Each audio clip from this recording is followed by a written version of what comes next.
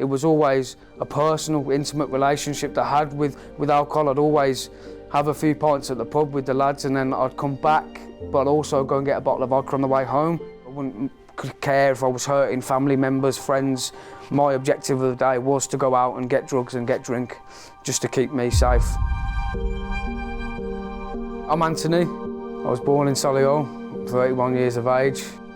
Childhood upbringing was brilliant. I lived a good family life. I went to a good school. From the age of about 16, I was drinking, but I didn't see it as a problem.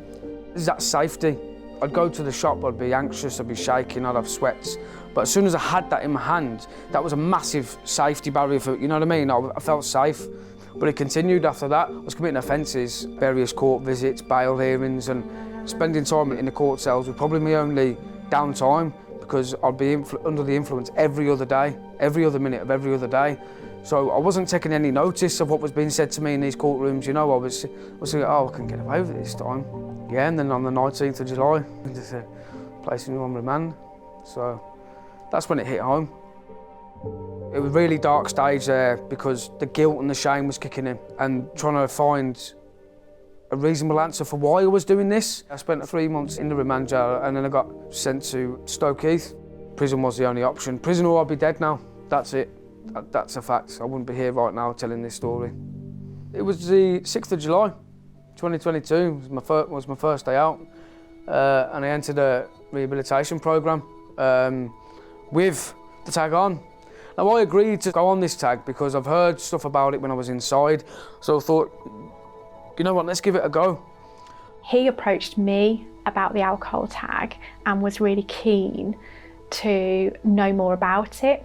So I was able to explain to Anthony that by wearing a tag which would monitor the sweat on him, that it would be able to monitor and inform me if he had consumed any alcohol. Quite tight strap, it needs to be connected quite tight because the sensors on the inner side of the tag, that reads your sweat glands in your legs, so it's able to read any monitoring of alcohol. It's been a big part of my life. It's carried with me for 10 months now and it's been a great success. The alcohol tag allowed Anthony more freedom when he was released on licence.